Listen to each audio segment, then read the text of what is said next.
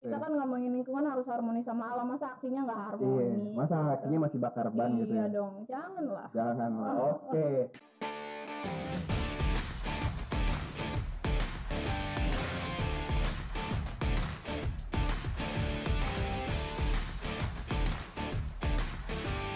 Nah, dengar-dengar nih Kak, kan Pena Masyarakat lagi coba follow up gitu ya, lagi coba mengawal isu kayak baru-baru ini kayaknya ada pengesahan RZWP 3K gitu Iya, ya. bener Jadi banget. teman-teman para milenial kalau nggak tahu RZWP 3K, jadi gue juga ngapalnya seharian nih.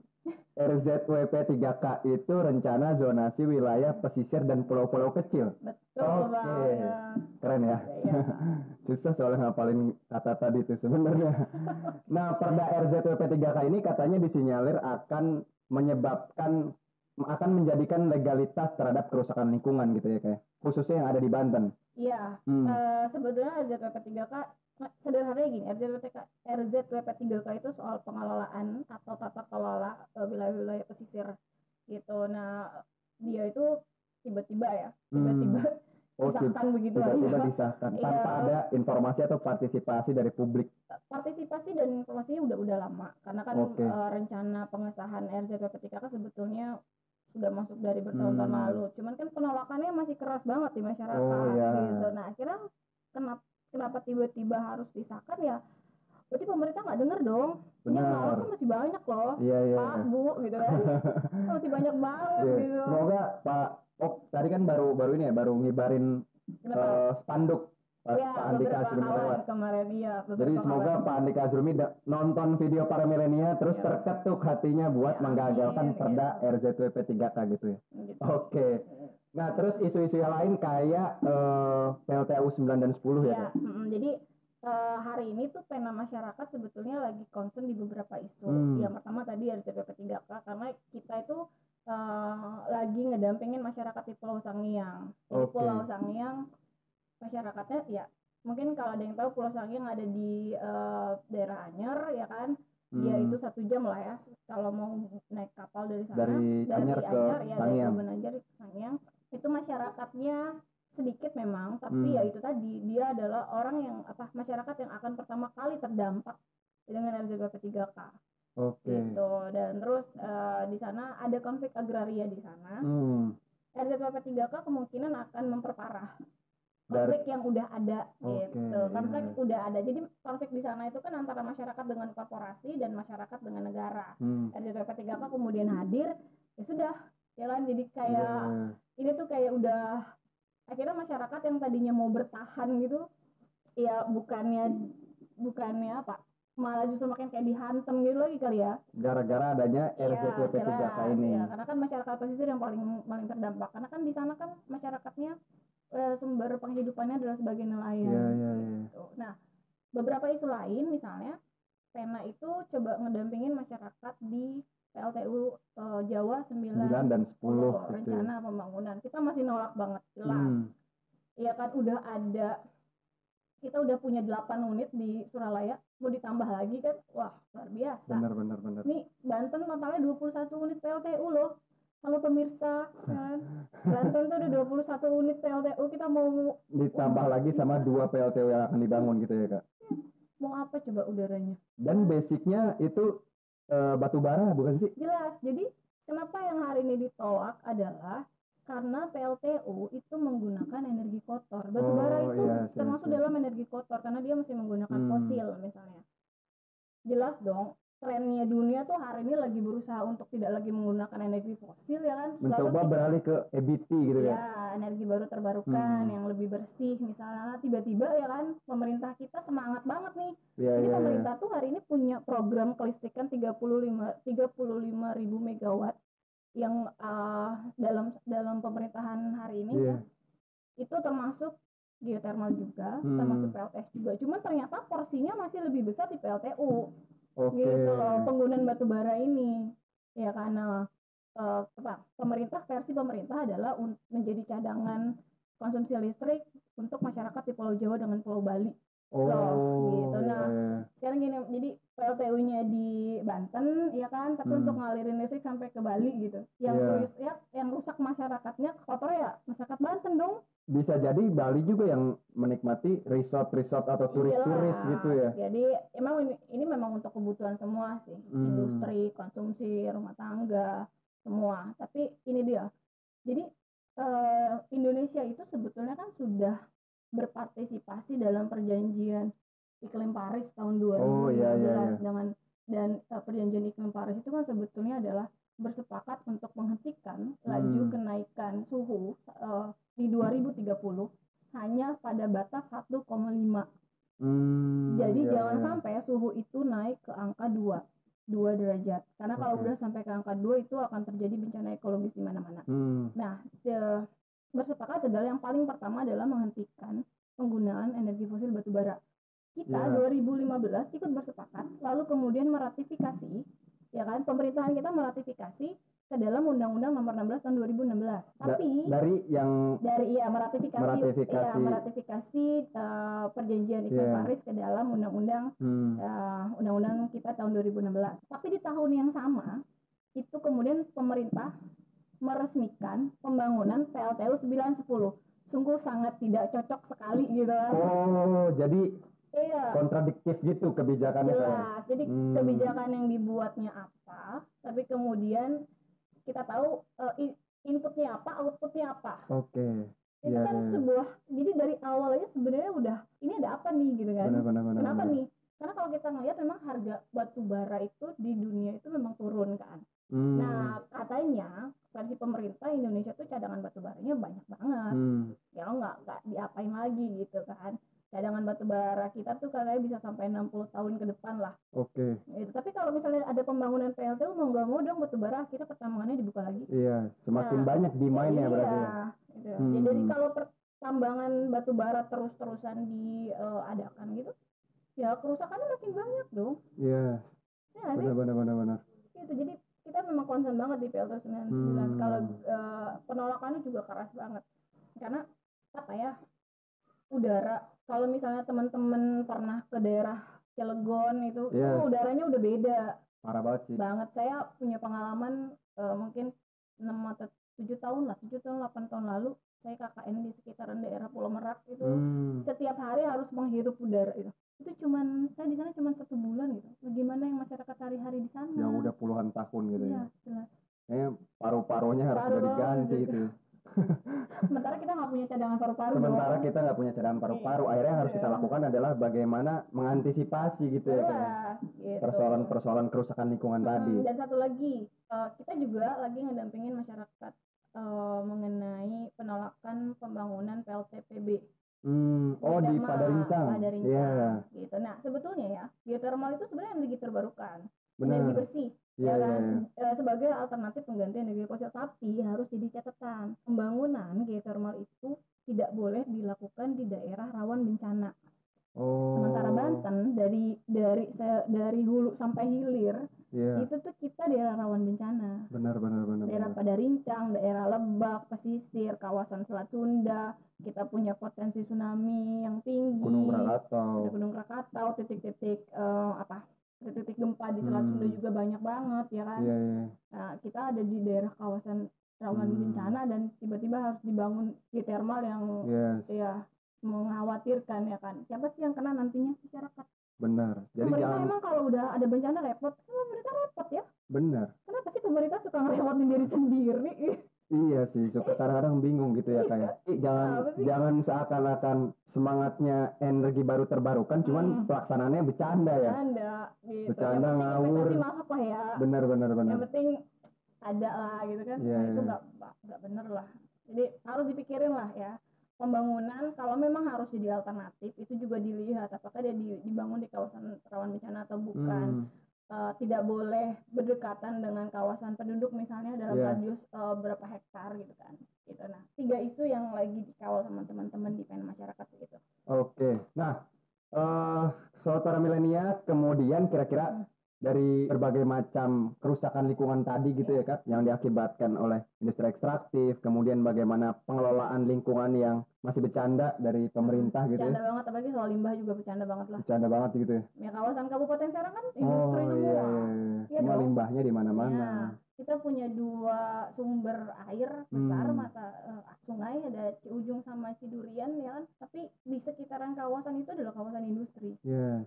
Gitu, jadi kita tahu lah pembuangan limbahnya ke sana, sementara sungai itu adalah bagian dari ekosistem penting. Benar. Gitu, dia mengairi persawahan. Kalau kita ngelihat lewat jalan tol aja, kalau Serang Merak itu kan samping kanan kiri sawah kan. Iya. Pengairannya dari mana sih kalau bukan dari ujung? Makanya kalau lewat jalan tol jangan pada tidur gitu. Iya, lihatlah kanan kirinya, kalau kanan kiri itu ada kerusakan lingkungan ya, gitu ya. Harus dan lihat kadang-kadang gini, lihat juga di samping itu ternyata sawah-sawahnya itu udah ada pelang. Tanah ini milik perusahaan gitu. Iya. Berarti kan sudah kemungkinan untuk diprivatisasinya kan udah pasti. Ya, kemudian gitu ya. Akan jadi kawasan industri udah pasti. Gitu. Jadi dampaknya lumayan kompleks juga kayak gitu. Iya, ngomongin lingkungan seksi kan? Benar. Ini persoalan lingkungan itu persoalan kita semua gitu ya. Bukan hanya persoalan generasi milenial gitu. Tapi buat kalian semua yang nonton, mulai dari anak kecil bahkan sampai nenek-nenek nih yang udah nggak bisa denger YouTube, tapi harus tetap peduli lingkungan gitu ya kayak. Iya. Karena sepenting itu gitu. Ataupun dengan kita mencoba menjaga lingkungan, tapi kan dampaknya bisa generasi kita yang akan datang gitu. Bisa jadi karena adanya Perda RZWP 3K, anak-anak kita nggak bisa ke pantai lagi gitu. Iya, karena beberapa tempat pasti jadi kawasan-kawasan industri. Kemarin dengar kan kita udah kehilangan 2 pantai di sekitaran Merak. Oh ini ya, Pulau Rida dan pantai Kelapa 7 ya. Salira juga dulu kita punya, tapi sekarang pada kemana, nggak ada kan, karena tumpahan batu baranya udah ke laut ya kan. Itu berasa banget, tiba-tiba dulu kita jalan-jalannya kemana, ke pantai Salira ya kan, ke pantai Pulau Rida, sekarang udah nggak ada. Dulu kan anak-anak kalau ke pantai nemunya kelomang gitu ya, kayak ini nemunya batu bara. Wah, udah gitu mereka bingung ini apa ya kan. Iya. Mainan dibawa pulang. Iya, ini batu bara apa ya? Iya kan gitu. Dulu enak ketemunya kelomang ya, dibawa pulang ya kan, tengah kerang-kerang kecil. Iya. Sekarang laut isinya udah batu bara semua nanti ya. Merak lautnya udah nggak bisa dipakai untuk rekreasi, udah nggak bisa jadi, karena kan kalau udah jadi pariwisata dan lain-lain kan jadi banyak sumber penghidupan di sana dong. Oke, iya betul. Ya kan, masyarakatnya jadi punya penghidupan, mereka bisa membangun pariwisata gitu, mereka bisa jadi nelayan, kawasan tangkap ikannya juga produktif. Sementara sekarang karena industri besar ini ya kan, proyek ambisius pemerintah ini kemudian menghentikan banyak sekali kegiatan-kegiatan manusia. Iya. Wah, udah. Kalau disuruh ngomong satu kata, kira-kira apa ya yang tepat ya buat mengungkapkan kondisi lingkungan kita hari ini, Kak? Sedih sih ya. Sedih lah. Iya. Kalau gue sih nggak bisa diungkapin sih kayaknya. Tinggal tindakan gitu. Jelas ya, harus butuh tindakan. Nah, kemarin kan Pena Masyarakat mengeluarkan Catahu ya Kak? Iya, benar. Catatan akhir tahun. Nah, sobat para milenial yang belum sempat nonton, kira-kira bisa nonton di mana Kak? Kita ada di channel YouTube-nya Pena Masyarakat. Terus kalau misalnya itu bisa lihat di live IG-nya Pena Masyarakat juga. Oke. Gitu. Jadi kalau itu bisa follow IG-nya Pena Masyarakat atau ikutin channel YouTube-nya Pena Masyarakat atau website. Jadi kalau mau ngelihat catatan lengkapnya ya, catatan lengkap yang sudah saya susun sama teman-teman, yang lebih spesifik dan detail ya bisa mampir ke websitenya Pena, nanti di sana tinggal di download aja. Ya. Gitu. Nah, Catahu 2020 itu kan ada catatan-catatan ya, kan namanya juga Catahu. Tahu dong. Enggak, kalau CTMP beda lagi. Beda lagi. Atau jadi catatan harian beda lagi. Oh, catatan harian. Nah, teman-teman bisa dikasih tahu sedikit nggak sih Kak, apa Catahu dari 2020 ini yang penting untuk disampaikan? Bahwa kejahatan lingkungan di Banten itu ada. Jadi banyak orang yang menganggap bahwa Banten tuh ya memang dibikin jadi industri ya kan, kawasan-kawasan industri ya emang sesuatu yang akan terjadi begitu saja, kerusakan lingkungan. Dan ternyata di catatan akhir tahun yang kami susun itu memaparkan banyak sekali persoalan dari hulu ke hilir, kenapa misalnya hari ini ada banyak sekali kejahatan lingkungan. Dan itu sesuatu yang memang harus kita perhatikan gitu. Kita mulai aware lah hari ini. Iya benar. Nah, ya nggak kerasa ya sobat para milenial, kita udah kira-kira 15 menit menemani. Belum sih. Belum sih. Ya. Tapi nggak apa-apa Kak, lanjut aja. Oke. Jadi teman-teman yang lebih pengen kepo soal lingkungan hidup, soal apa aja sih sebenarnya persoalan kerusakan lingkungan, itu bisa di follow Instagramnya Pena Masyarakat atau buka websitenya atau ikuti channel YouTube-nya gitu ya. Benar. Atau kalau teman-teman mau jadi generasi Pena, kita jadi gini. Pena tuh punya program pendidikan. Kita ngadain program pendidikan setiap 2 bulan sekali. Isinya adalah pendidikan dasar lah, soal enviro, soal pendidikan lingkungan. Ya kan, itu kita ngadain setiap 2 bulan sekali. Teman-teman bisa, siapapun itu ya, bisa join sama kita. Nanti kalau misalnya informasi lebihnya sih ada di IG biasanya. Kita di Instagram kita follow up. Nah, rencana pendidikan itu sekitar bulan Februari kita ada rencana pendidikan lagi. Biasa kita 2 hari full bareng-bareng sama teman-teman. Dan narasumbernya tuh biasanya dari lain juga ya, jaringan. Maksudnya organisasi lingkungan kan gak cuma Pena ya. Di Jakarta kan juga ada. Nah, kita ngundang teman-teman dari sana biar bareng-bareng. Oh, berarti pendidikannya nanti akan dilaksanakan di bulan Februari. Bulan Februari. Iya, teman-teman jangan lupa pada ikut ya. Boleh banget. Jadi generasi peduli lingkungan selanjutnya. Bareng sama Pena. Ya, soalnya gue juga mau jadi Greta Thunberg Indonesia. Harus. Gitu. Oke, siap. Nah, teman-teman, menurut Kak Gis, kira-kira apa sih yang harus dilakukan generasi milenial today yang harus dilakukan? Ada beberapa sih ya. Dalam persoalan lingkungan gitu ya, Kak. Yang pertama, ubah gaya hidup. Benar. Iya, zero waste. Jangan kebanyakan gaya gitu ya. Jangan nongkrong tapi pakai plastik, terus plastiknya banyak banget ya kan. Nah, ubah gaya hidup ya kan. Yang sederhana aja deh. Misalnya berhenti menggunakan plastik sekali pakai. Agak ribet sih, bawa kantong belanja ya. Semuanya memang harus gitu. Maksudnya pelan-pelan lah, tapi pasti bisa. Yang kedua, buka mata, buka hati. Ini buka hatinya buat siapa, Kak? Buka hati bahwa isu lingkungan tuh nyata. Kerusakan dan pencemaran lingkungan tuh ada. Buka hatinya buat lingkungan ya, bukan buat mantan. Kita harus aware gitu ya. Iya, benar. Iya loh, benar. Jadi bahwa kemudian sadari bahwa kerusakan lingkungan itu ada di sekitar kita, sekeliling kita, ya kan? Bahwa kita tuh kalau bukan kita yang peduli tuh mau siapa lagi hari ini? Benar sih. Dan harus ngutipnya Greta ya. Greta tuh ngutip gini waktu di konferensi yang tadi saya cerita. Kami akan mengawasi kalian. Kalian itu adalah para stakeholder, pemimpin dunia, pemerintah. Jadi hari ini selain kita coba aware sama isu lingkungan, peduli sama isu lingkungan, dan menyadari dan mengakui deh bahwa bumi itu udah rusak sedemikian parah, perlu dipulihkan lagi. Nah, selain itu kita nggak cuma perlu mengakui itu, tapi satu, kita ikut mengawasi, ya kan, mengawasi pemerintahan hari ini, para stakeholder hari ini. Ketika mereka membuat kebijakan-kebijakan yang tidak pro terhadap lingkungan, merusak lingkungan, itu kita harus punya suara. Kita nggak boleh diem. Gitu, nggak apa-apa aksinya seru kok. Benar. Kayak karnaval gitu kan. Tapi kan kita menunjukkan sama pemerintah bahwa generasi hari ini tuh nggak abai terhadap masalah lingkungan. Gak usah dia ribut-ribut soal sektarian, isu etnik dan lain-lain gitu kan ya. Jangan ribut soal isu agama. Isu agama ya kan. Ini lingkungan nyata adanya gitu. Dan ini sesuatu yang nantinya itu akan dirasakan oleh semua. Semua generasi gitu. Jadi awasi pemerintah, jangan abai, ya kan. Gerak bareng-bareng lah gitu. Gerak bareng-bareng, bikin komunitas, bikin jejaring, ya kan. Anak-anak sekarang pakai media sosial, nggak usah malu ngomongin lingkungan, beneran. Benar. Ya kan, nggak usah malu ngomongin lingkungan di media sosial atau di apapun gitu. Dan itu dia, jujur lah bahwa kerusakan lingkungan itu ada. Benar. Iya. Nah, jadi mau cerita nih, Kak. Boleh. Jadi sebenarnya sih gue juga ini punya pola hidup zero waste gitu, Kak.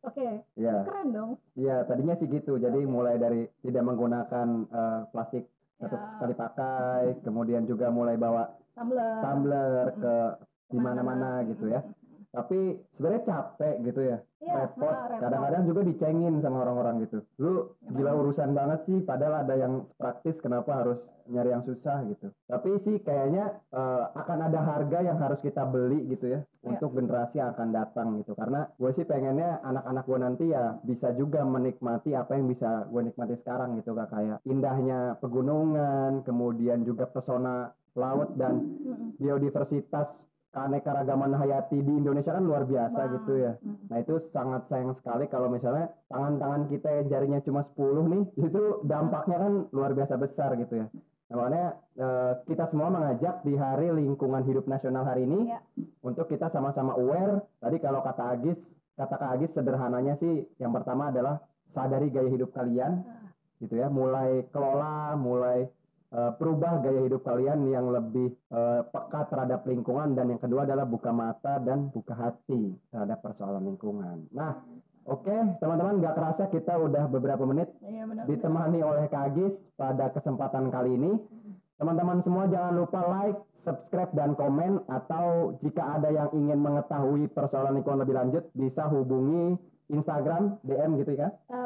Boleh DM di Instagramnya Pena Masyarakat, atau juga hubungi kanal-kanal media sosial yang dimiliki oleh Pena Masyarakat.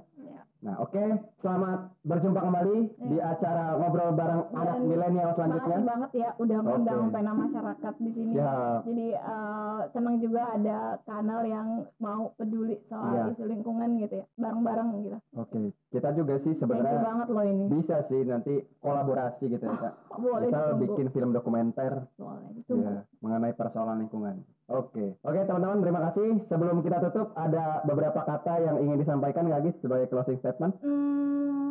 Cukup sih. Kan tadi aku bilang yang buka mata, buka hati itu. Oke. Itu udah buat aku not banget lah. Buat jadi catatan. Oke, terima kasih teman-teman. Jangan lupa like, subscribe, dan komen, karena di channel Para Milenial ini teman-teman pasti sesuai jargonnya gitu Kak. Jadi reference and trend. Bisa jadi referensi dan juga bisa jadi tren baru bagi generasi milenial. Terima kasih ya Para Milenial. Ya Kak, terima kasih banyak. Oke, terima kasih teman-teman. Selamat ketemu lagi di ngobam selanjutnya, yaitu ngobrol bareng anak milenial. Gue Rizal, see you. Oke.